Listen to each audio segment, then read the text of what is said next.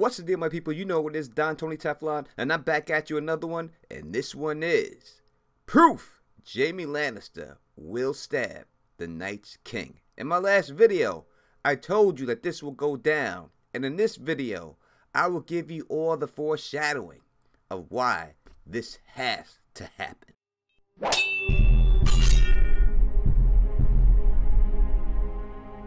Now, if you haven't seen this video, Jamie Lannister's ending, I would suggest that you take a look at that video first before you get into this video, because the things that I'm going to be talking about I discussed in detail in that first video. Now, in that last video, Jamie Lannister's ending, I told you that Jamie Lannister's redemption arc is tied to Jon Snow. And we can see this from the beginning meeting when they first meet up. Now, we know that Jamie Lannister doesn't like Jon Snow, and it's for these reasons. Number one, Jon's a bastard, and another reason is that Jon is joining the Night's Watch, and he does not believe in the White Walkers. But now he does. Now he understands that the Night's Watch is valid, and he is going to learn that Jon is not a bastard, but Jon is really the rightful king of Westeros. And here lies the redemption arc for Jamie Lannister. The man who was known for stabbing the king in the back will then save the life of the king, Jon Snow,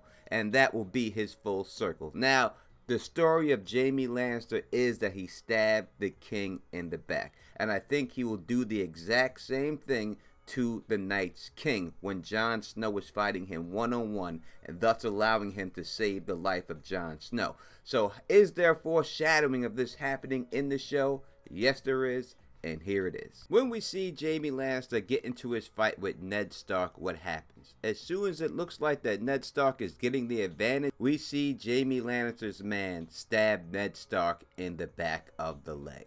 Now, Jamie doesn't finish Ned Stark because at this time in his life, he believes that it would not be a clean victory. But this is the exact same thing that happened to Ned Stark when he fought Sir Arthur Dayne at the Tower of Joy. And I do believe that since Ned Stark is Jon Snow's real father, this is what we're going to see history repeat itself with Jon Snow and Jamie Lannister playing the role of Ned Stark and Howland Reed. Further proof of this happening and going down exactly this way is Tywin Lannister. What he tells Jamie when Jamie tells him about the situation that happened between him and Ned Stark.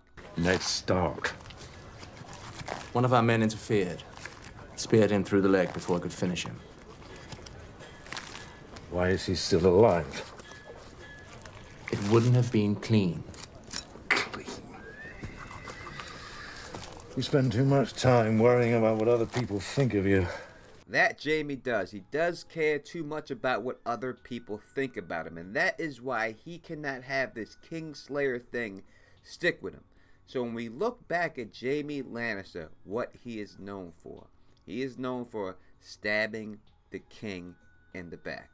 And I believe that when Jon Snow fights the Night's King and he gets in over his head, due to the fact that Jamie Lannister is not a great swordsman anymore, he will stab the Night's King in the back for Jon Snow to save him. And I think we have seen this foreshadowed already with certain things that have happened. Now, we have seen already last season how Theon not having a dick has come into play to help him get redemption. And I think the same thing will happen with Jamie Lannister's hand. I think that somehow the Night's King will swing at him, Jamie Lannister will block it with his hand, the Night's King will think that he's killed him, and that will allow Jamie Lannister to sneak up on him and stab him in the back. So we're going to go from a guy who got ridiculed for stabbing a king in the back to the guy who's going to be praised for stabbing the Night's King in the back and killing him.